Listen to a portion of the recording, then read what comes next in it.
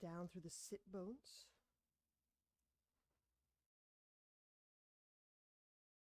Taking 3 more breaths, feel the top of the skull moving buoyantly away from the sit bones. There's a slight increase in how you're perceiving the space between the ground and your head.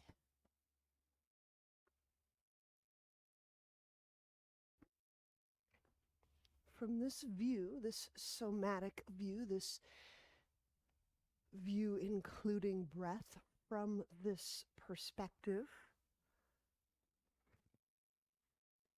being inside one's body,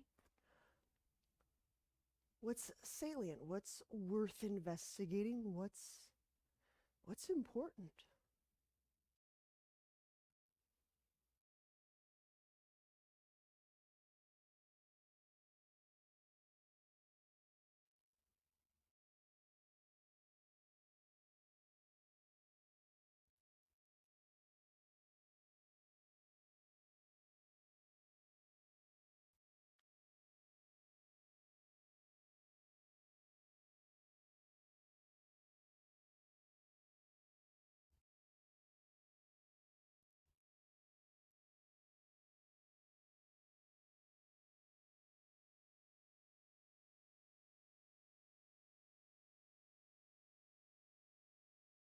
We'll use some rounds of Uddiyana to get us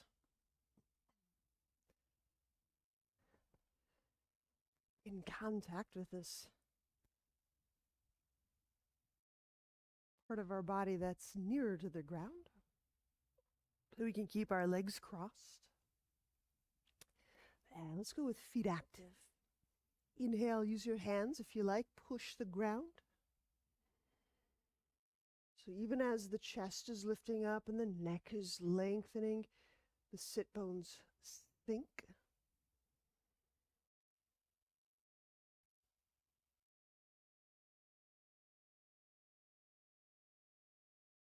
And hold.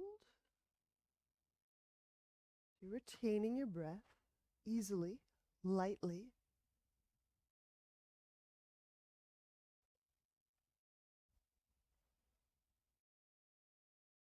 And bring the hands forward, swift, thorough exhalation. Stay empty.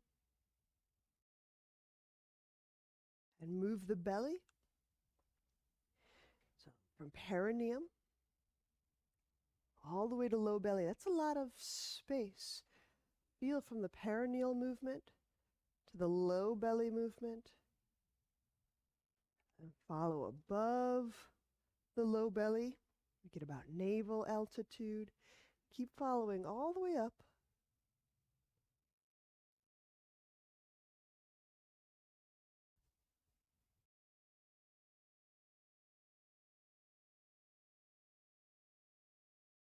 Relaxing when you need a breath. Let's switch the cross of our legs.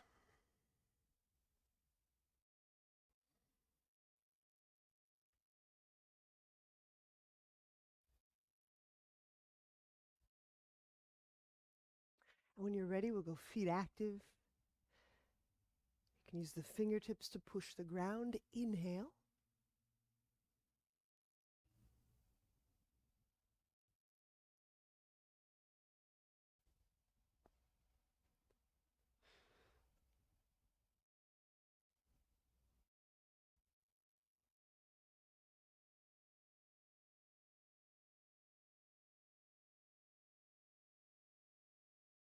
Bring the hands forward.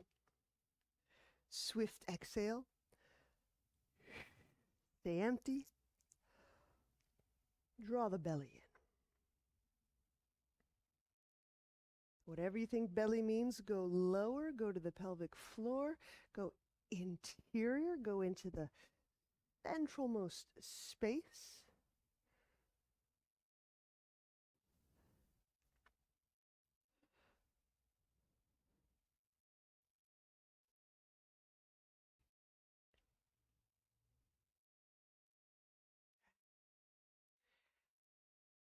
Resume your ujjayi breath when you're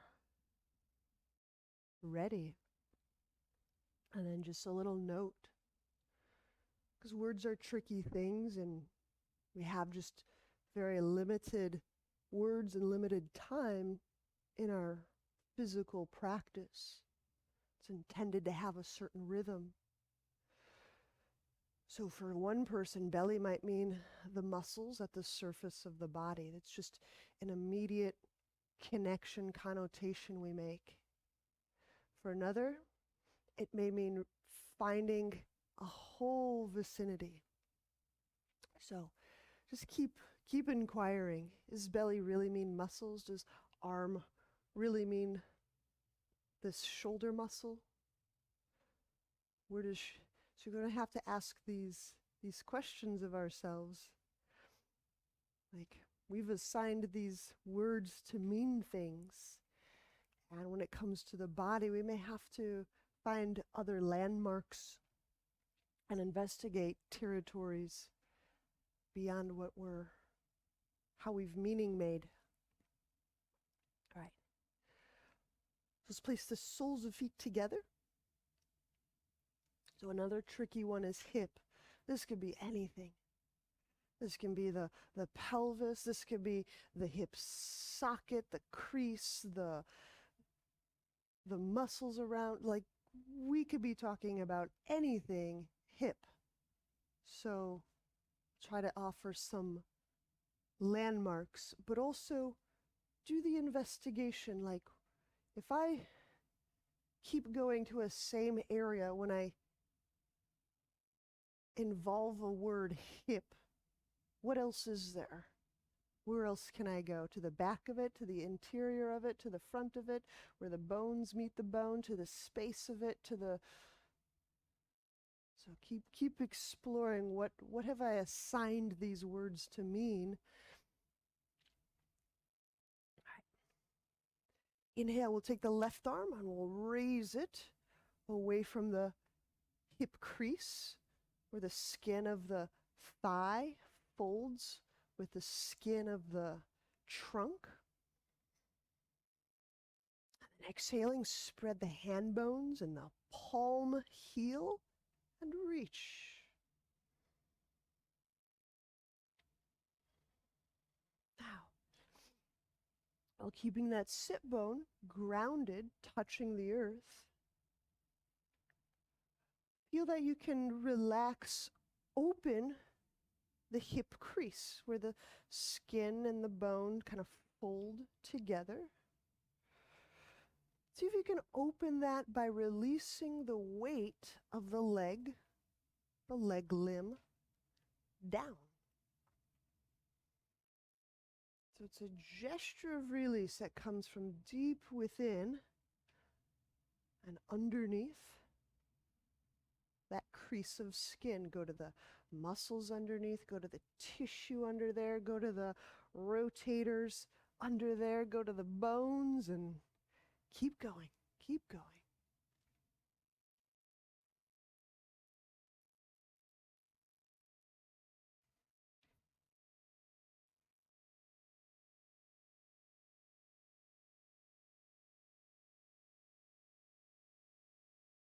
Now inhale, we'll take that left arm up and over.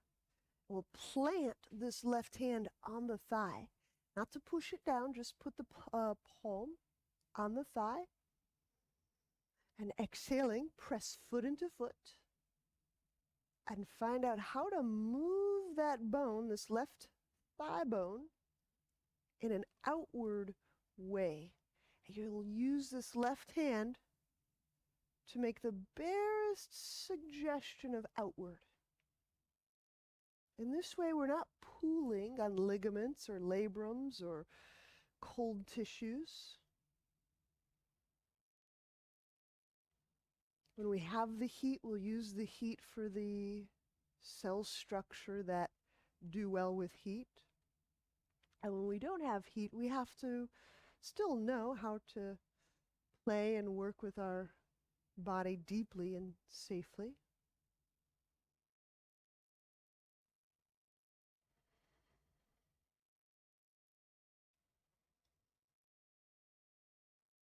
even when we don't get the conditions, our environment isn't exactly the way we like it, there's still a way of working that's beneficial. So we're never just entirely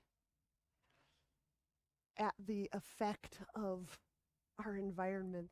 Right? If it's loud outside, then it's loud outside. If there's workers in the back, then there's workers in the back. If it's 3 degrees or if it's 100 degrees, we can still do yoga. Okay. And then inhaling, come up. Keep the left leg as it is and set the right leg out.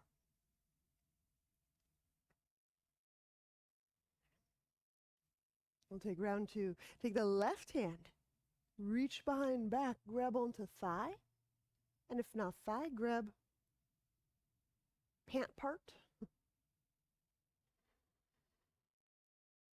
And inhaling into this left quadrant of the ribs. And you can do this without pulling or yanking on the shoulder structure. And then exhaling, lengthening the ribs over the right leg. Now continuing with this left leg. Outreach through the left thigh bone. Softening and opening in this crease.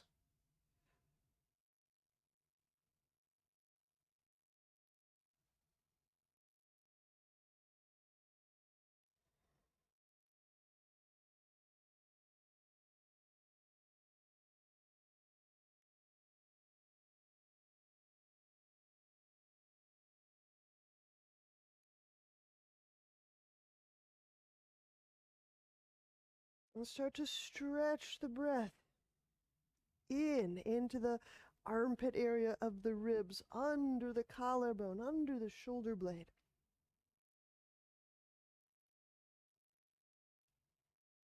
Cold or hot, you can work the breath in quite physical ways, starting to move and massage and open.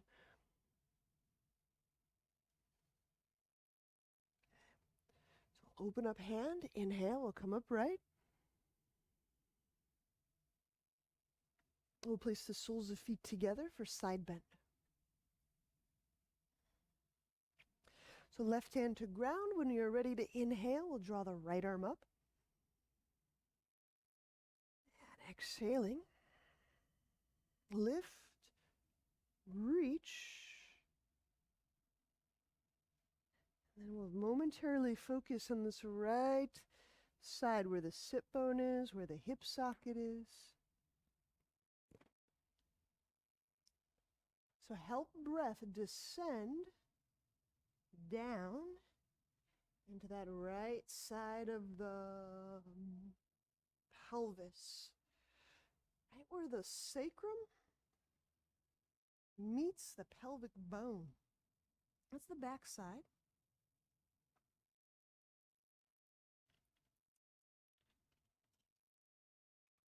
And exhaling, feel the weight of your right leg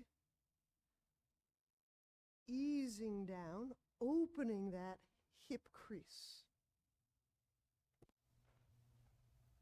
So the hip crease softens, opens.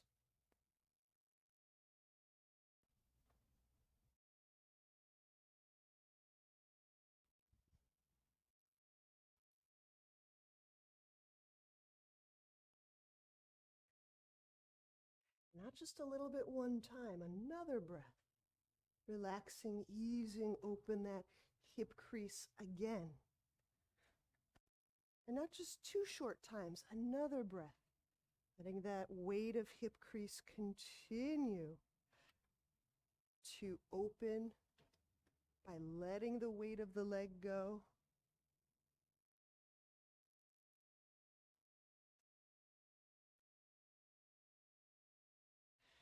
So gradually this moves from being an event to being a process. Inhale, we'll take that right hand up over and we'll place very softly the palm on the thigh. There it is.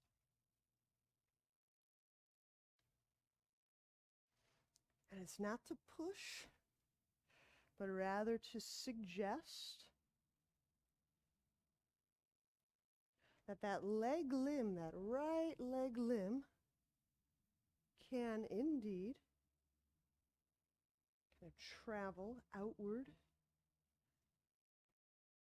The amount of travel is unimportant for now.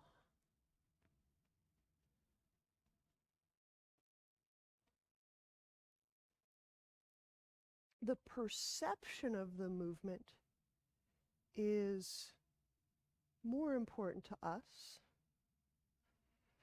because in that perception of resistance, defensive contraction, or amenable opening, or whatever, in the perception of those movements, there's a quality of mind. There's a way that we constellate and contract in the body. There's a way that we move and start to explore the body. There's a way the mind starts to release and unstick itself, so to speak.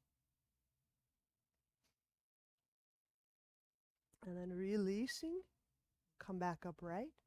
Keep the right leg folded in, and we'll extend or straighten the left leg. You could adjust. We're taking that right arm behind the back and get a little latch on.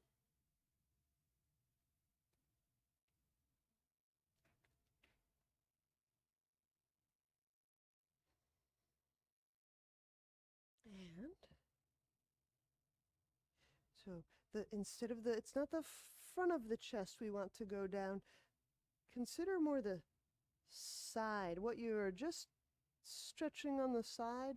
That side stretch continues over that left leg. Now that left side stretching over that left leg.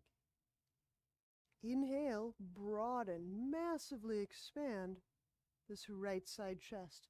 Do it with your breath, not your force. As we move, and kind of skillful with our breath,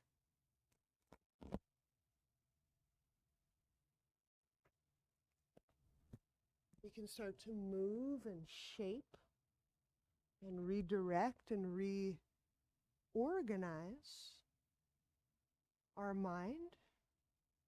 If I just use my force, my efforts, I can only really rely on what I've learned or have known historically. I draw from a very limited pool. When I work with breath, I'm working with something else fundamentally.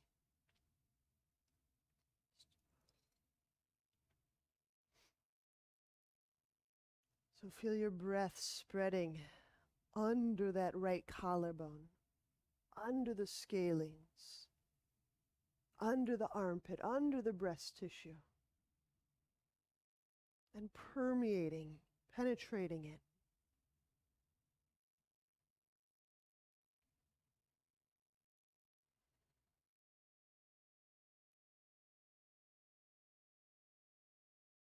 Okay, release. Inhale, unwind. Okay.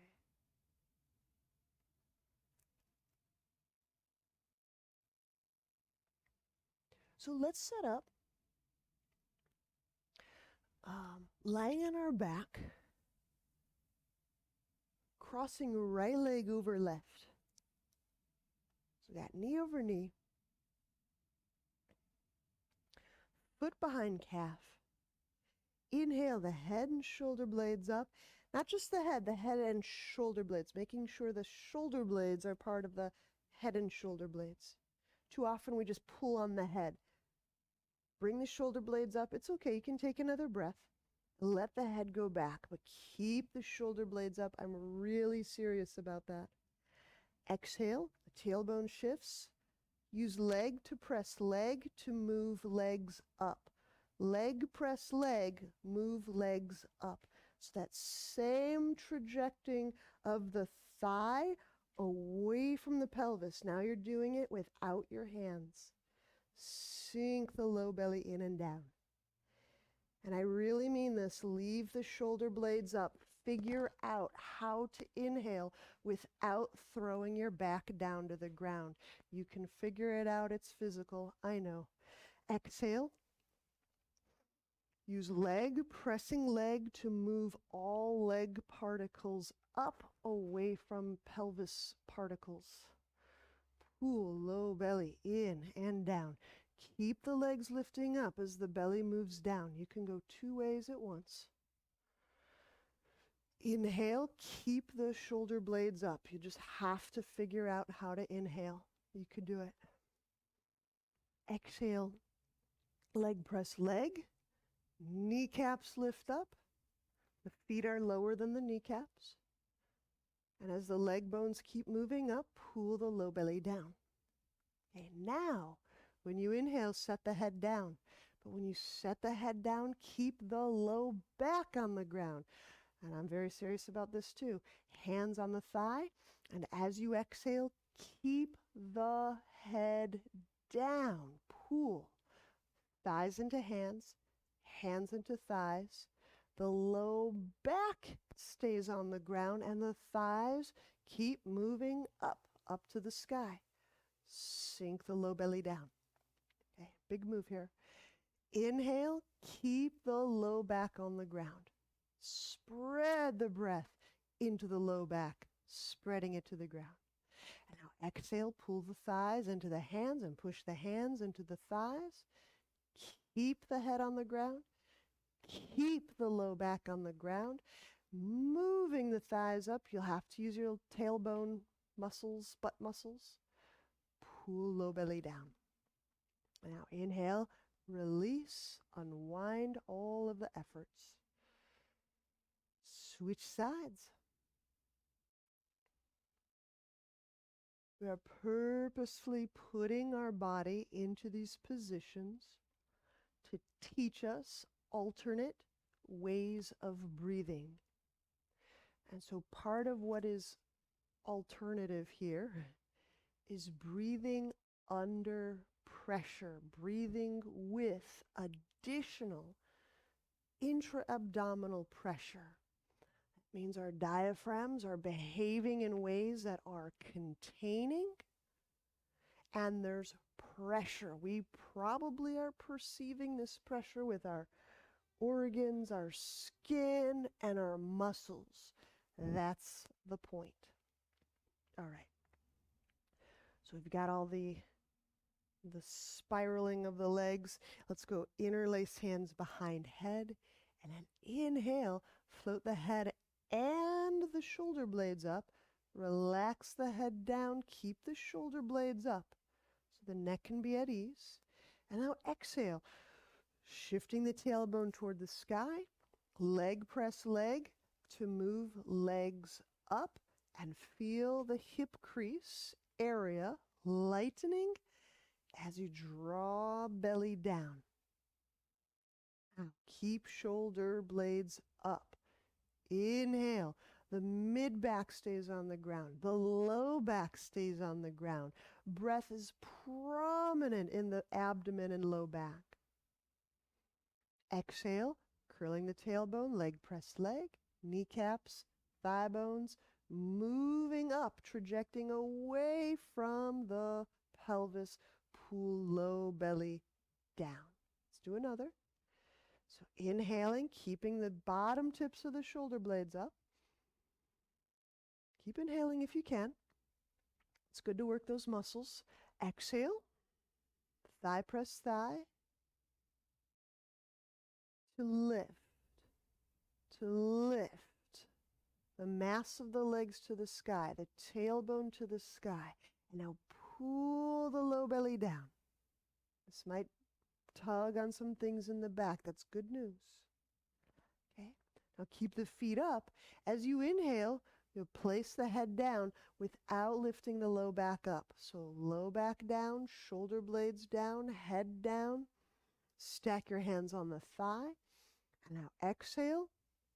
Curling the tailbone, the thighs press the hands, the head stays down, the shoulder blades stay down, the low back stays down. Pull low belly down.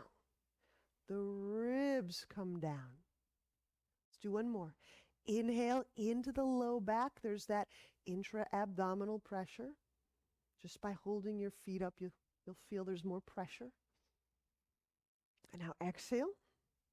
The tailbone shifts. The thighs pull into the hands push into the thighs, thus lengthening the low back. So if you're wondering about back things, do this move and you'll feel that subtle lengthening through the low back. Pull the belly down. Keep working that move and you'll feel how that starts to massage the low back. Okay, let's release. Inhale, we'll unwind. We'll set all the things down. Okay. Let's turn onto a side. We'll do dolphin because I like dolphin. Shoulders need it. Actually, we're going to little process change here. Let's go hands and knees. We'll do turbo dog. Okay. From hands and knees, assuming your hands are under the shoulders, just move them forward a few inches. Okay. So now as you bend the elbows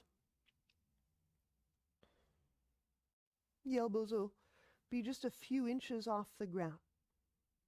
The point of doing that is not a lot to do with the elbows. I want you to feel that it has more to do with kind of the wings around the lung, the shoulder blades, the wings, the armpits. So all this muscle between the shoulder blade and the sternum. Inhale into the sides of your wings and lungs and armpit muscles. Bend even more. Exhale, we'll take the knees off the ground. There you go.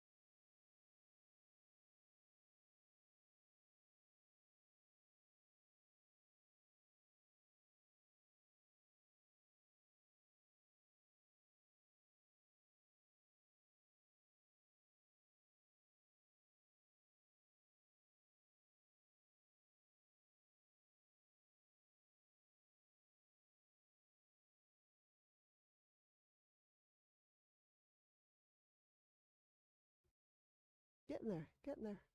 Release. We'll set the knees down. It's moving up there. Okay. Let's see if I can take off enough layers to show you. So just so you can have a rest and see these mechanics.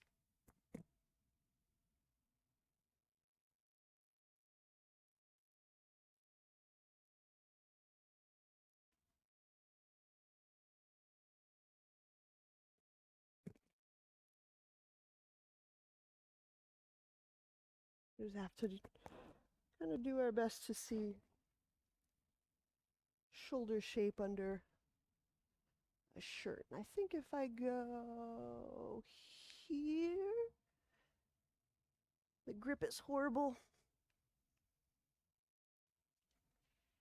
I'll just go here. So just make it as best as I can. So here I know, I kind of know already that my shoulder blades are kind of high up on my rib cage. They're elevated, and that would be relative to my body, my head, my tail. Okay, let's just see if I can give you a concerning with right here. So I'm going to bend the elbows. Now I can bend the elbows and my shoulder blades are still elevated. They're still pretty high up on my ribs. So I'm going to try to make the movement right here.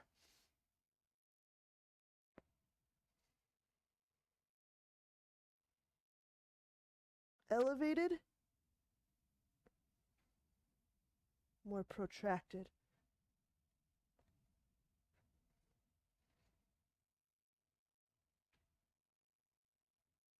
Elevated. I just kind of pushed my rib cage back.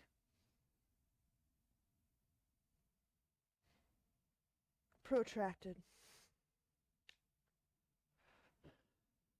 I hope you can see a little bit of that difference. Does that read? Okay. So the difference is when my shoulder blades are up, it permits me to disengage this stuff. When I protract, it's going to feel like a basket, a really snug knit basket of support comes in right through the chest part of the shoulder girdle.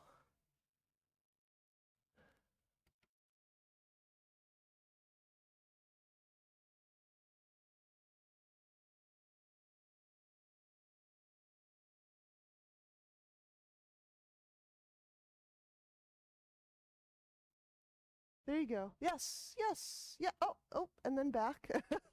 And then whatever you just did, do it again.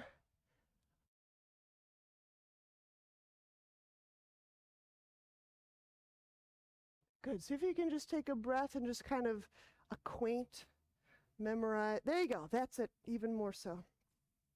There you go. Okay.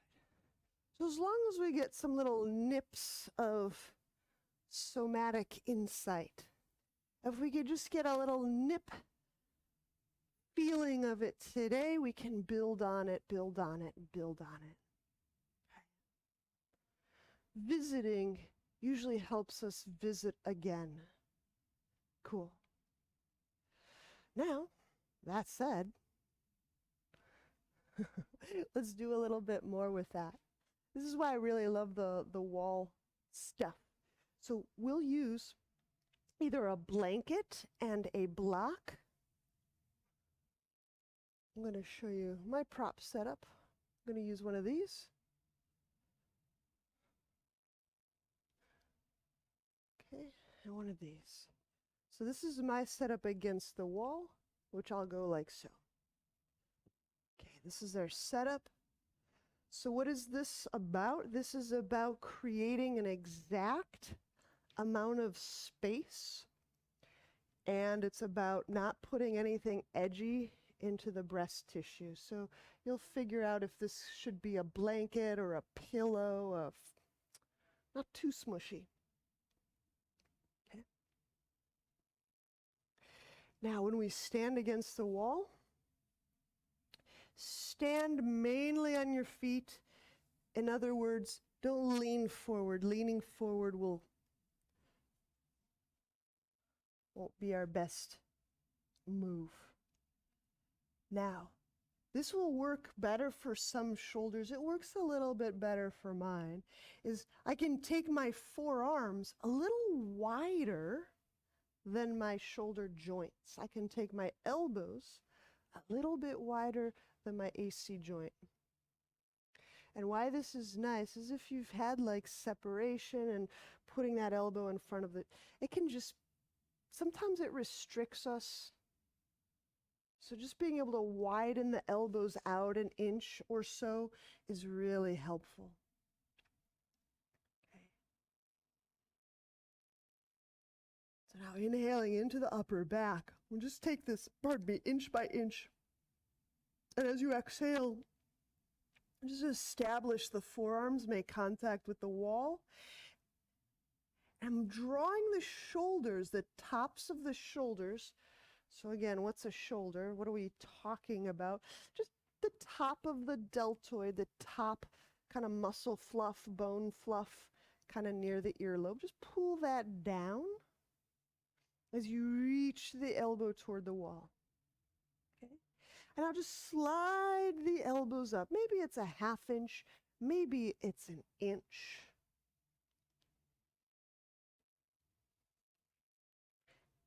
And then deeply breathing into the upper back. So letting breath be this exploratory tool. And not only is it exploring the body, it's quite possibly waking some structures up, waking some muscles of inspiration up. That'd be fun. And as you exhale, pull those shoulders, like the top of the shoulder, the bone, the delt, pull down, reach the elbow, the forearm to make contact with the wall. Now, as you keep proceeding inch by inch, up, up, up, there will come a moment where the elbow starts to lose contact with the wall. And that's okay. You can still reach as if you're putting the elbow and the forearm toward the wall. So let's continue. Let's give it another 5 breaths. I'm hoping it's as thrilling for you as it is for me.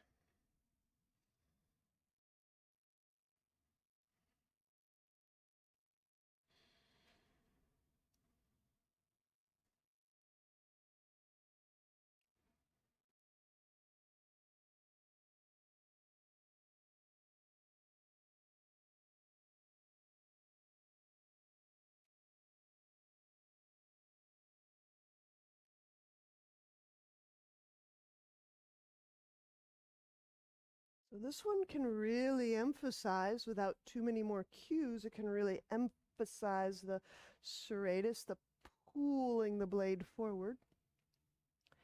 With this one, we don't get quite as much of that chest activation unless you do that for yourself. Okay, we'll just wrap it within the next.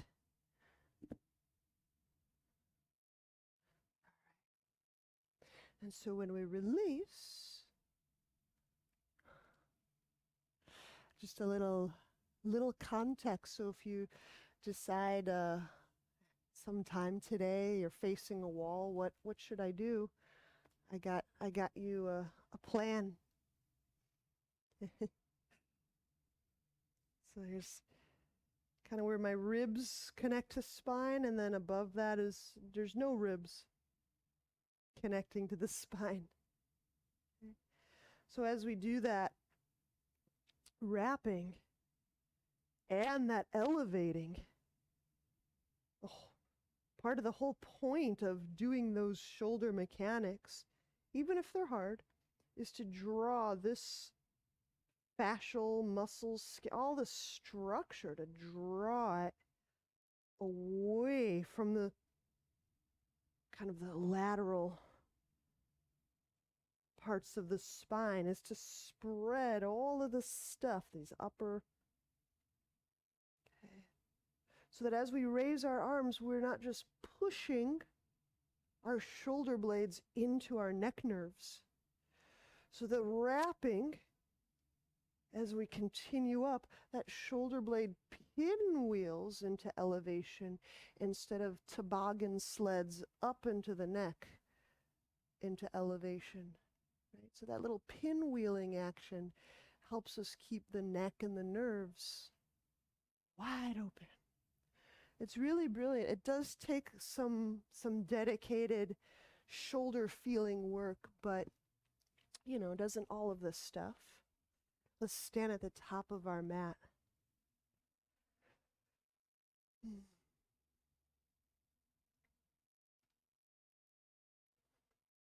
Okay, so maybe as we're raising the arms several times through the sun, maybe you can feel how the shoulder blades move on the back.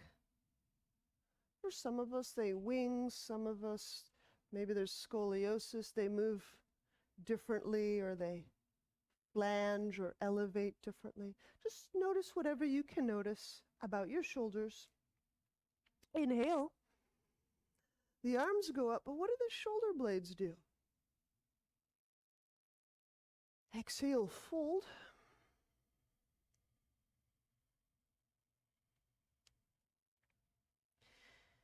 If it's a little cold in your area, you can always bend the knees. Just make all these moves nice. Inhale, we'll step the right foot back for lunge. Try to alternate. Okay, what do the shoulder blades do? Hands to ground. Exhale, step left foot back. Now again, what do the shoulder blades do? I'm moving the shoulders away from the neck. I don't have to smash my shoulder blades toward each other. Inhale, cobra. What do the shoulder blades do? We'll just keep asking, even if it's a total numb spot. That's interesting. That's super interesting. Lowering, hands under chest. Exhale. Here's the downward dog. What do the shoulder blades do? This is the first time in Suns the arms are loaded with weight, having to move, rotate, elevate. Inhale, left foot forward. Oops, my mistake. Right foot forward, lunge. My air. Now we're drawing the arms up without that body weight. Bring the hands down to the ground. Exhale, step the left foot forward. Fold. Inhale as you're drawing arms up. What do those shoulder blades do? Exhaling, hands to heart. This is really like, who cares what the shoulder blades do? It's the noticing and the feeling aggregating around the heart, right? Inhale, as you're reaching up, feel how shoulder blades move. Because at least we're feeling in the vicinity of the heart. Exhale, fold. Inhale, step the left foot back, lunge. Can feel those shoulder, maybe they did something. Hands to ground, exhale. Let's step that right foot back. Just feeling how the shoulder blades connect to the ribs, follow the contour of the ribs, how they, okay, cobra. Inhale. Feel with your breath. Come all the way up. Come on, cobra. Lower down, hands under chest. Exhale, downward dog. So with the exhale, the push.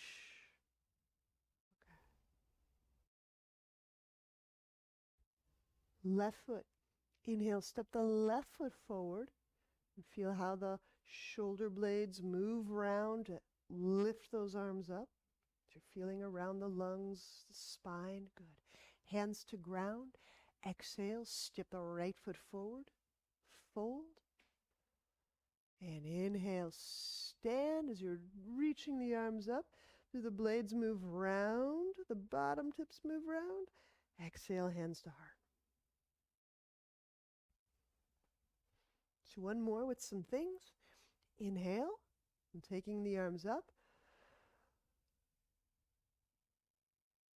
Exhale, fold.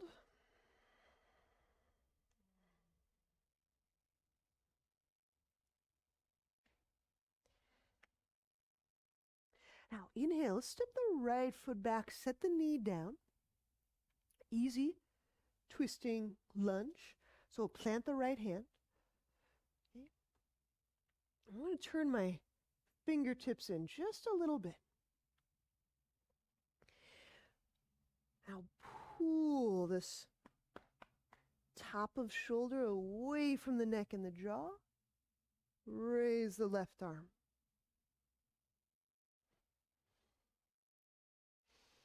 So I pitched my hands in a little bit. It just helps with that swimming motion. It's like I'm swimming the right hand and the earth, just kind of swimming it behind my body. There you go. And that should be pretty activating for those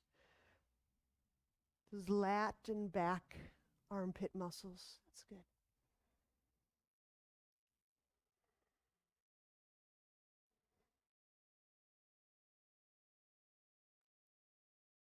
Now, those muscles are activated. Keep breathing well and deeply. Use those muscles of inspiration. Like we learned earlier, we can breathe under pressure.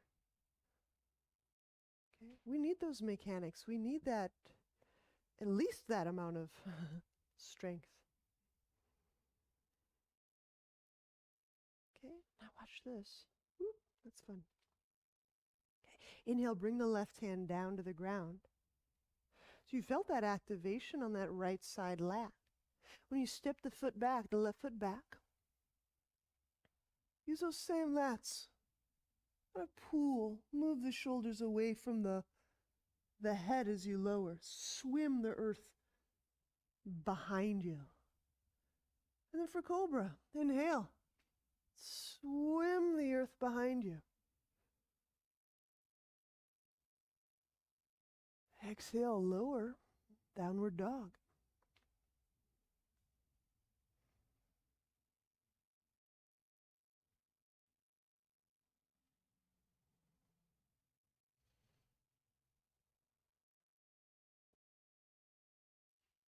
This is an easy twisting lunge, pardon me.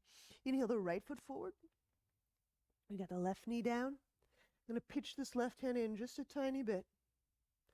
Not too weird. Don't get too weird on the wrist. Then exhale, raise the right arm up.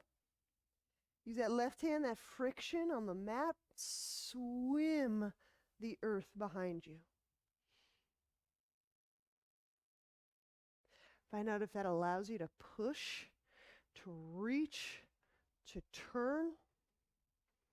And then bring on that physical, that ujjayi breath.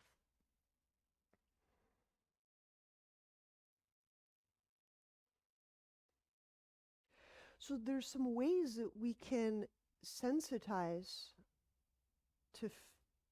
sensitize our body. One is we just run around and turn down the volume of everything so we can hear the whispers. And another is just listen more intently. So if swimming, if you've got that left muscle on, that back muscle, that lat muscle, like it's swimming, it's activated, breathe well. You'll feel the breath. You don't have to turn down the lat to feel your breath in your back.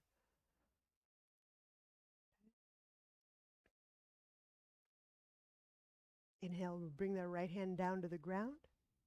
Exhale, let's step forward, fold. And then inhale, we'll stand, reaching arms up, and exhale, hands to heart.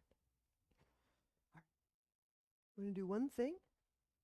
Oh, we're coming right up on the fastest time ever.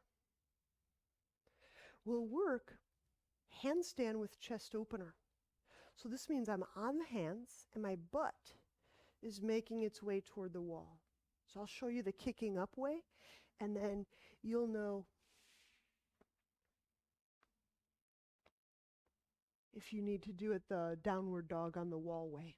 But if you're kicking up, you just secure this little voice box. So I'm starting about, I don't know, several inches from the wall, 8, 10, who knows?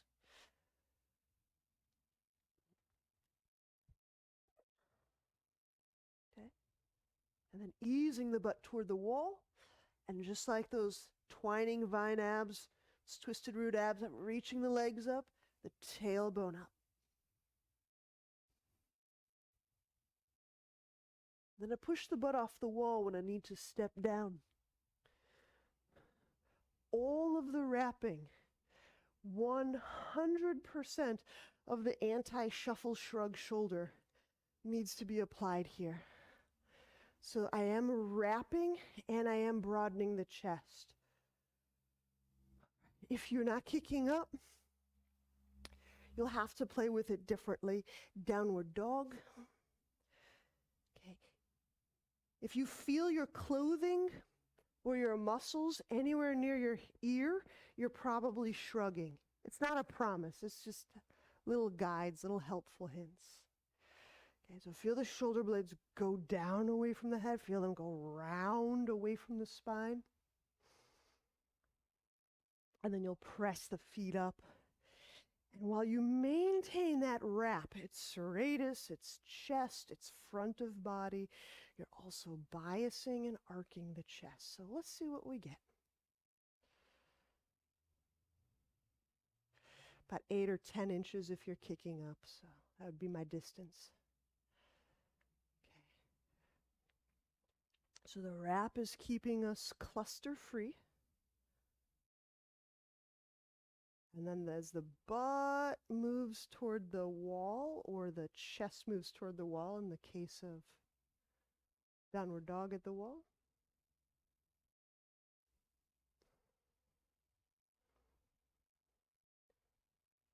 just a little practice, an anti-shrug.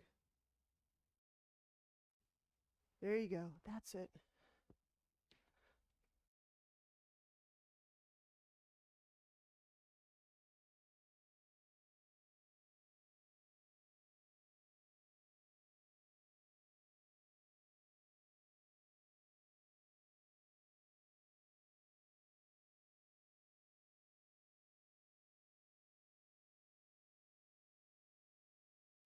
Rather, it's pronouncing the chest without shrugging up.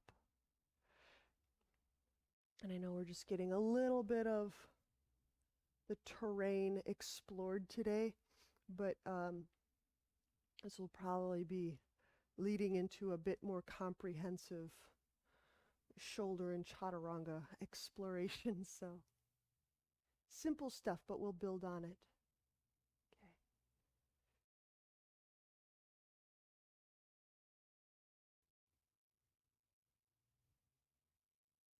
There you go.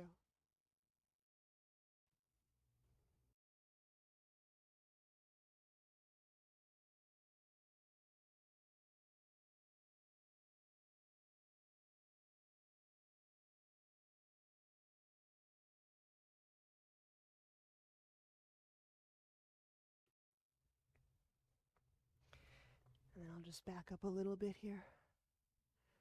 So it seems a little bit, I know how it can feel peculiar to turn this stuff on when we're raising our arm up. It's like, oh, I just want this to be kind of easygoing, but the chest part of it,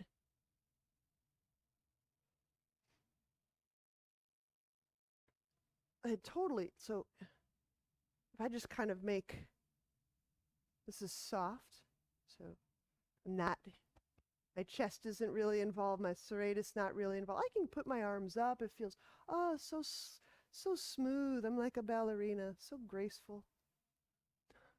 But with the chest muscle, soft, there's a lot more going on through the bicep. So if you're following these fascial lines, this will be a really important thing to explore. Okay? If you're working with bicep and chest, if you're working with the front line, the front arm line, the back arm line of the body. Okay, let's just do one more and then we'll wrap it up because time flies when we're in the arms. Let me turn sideways so I can show you the angle. So this is downward dog. It's not downward dog. Quick preface, quick little context.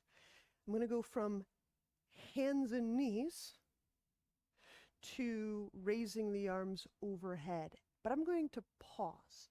It will look like I'm going from tabletop toward downward dog. But you'll notice I don't really get to downward dog, and that's just, okay.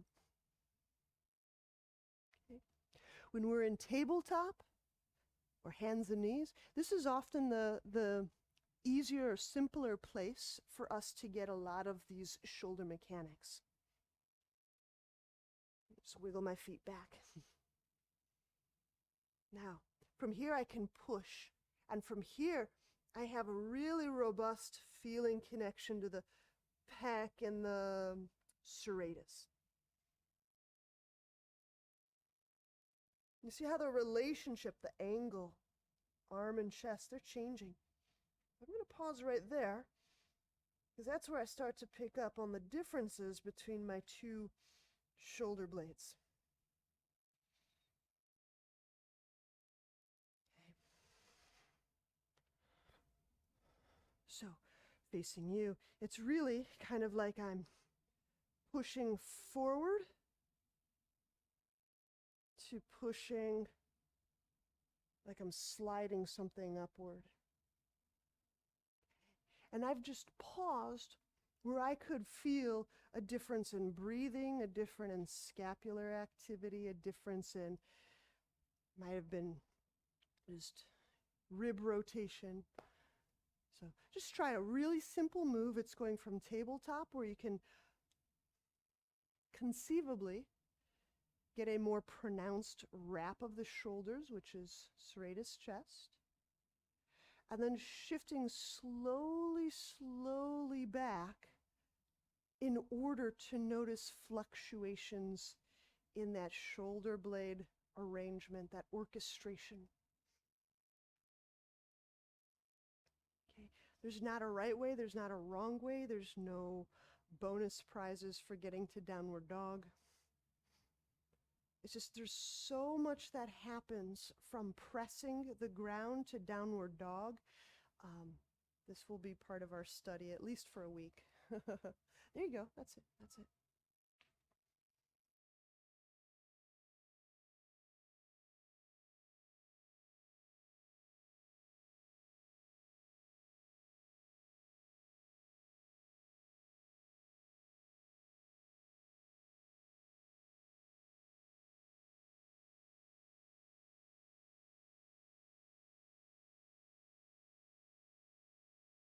I just want you to just get a few breaths. You're just getting some feeling, saturation, if you will, into the upper back and the shoulders. And then we'll just take a rest. I think we did a lot of arm stuff over the weekend or the week, who knows, but there's so much to play with here. All right, let's take a rest-ish position. If you want to sit upright or if you want to lie back, Shavasana, either is fine. But it's something that allows your arm weight, your shoulder to go with gravity. Now lets the weight of the leg limbs go with gravity.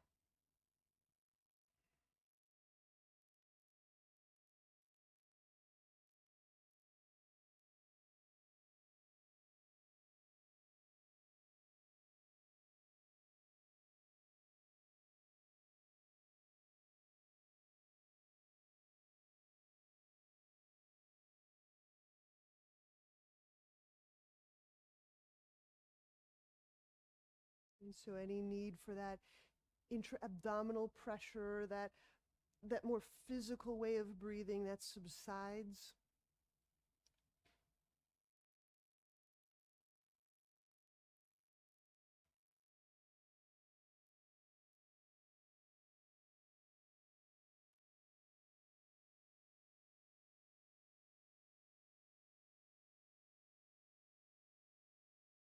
As breathing, your breath interacts in the space of your body, your shoulders, your limbs, your hip crease, you may feel those subtler pulsations or shearings, warblings.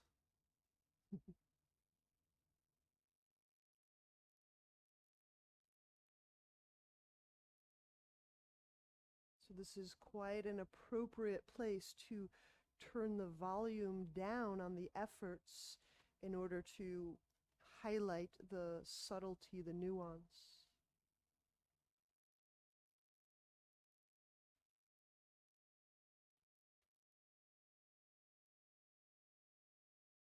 All right. And since you're each seated, I'll just bring palms together like so. Namaste. All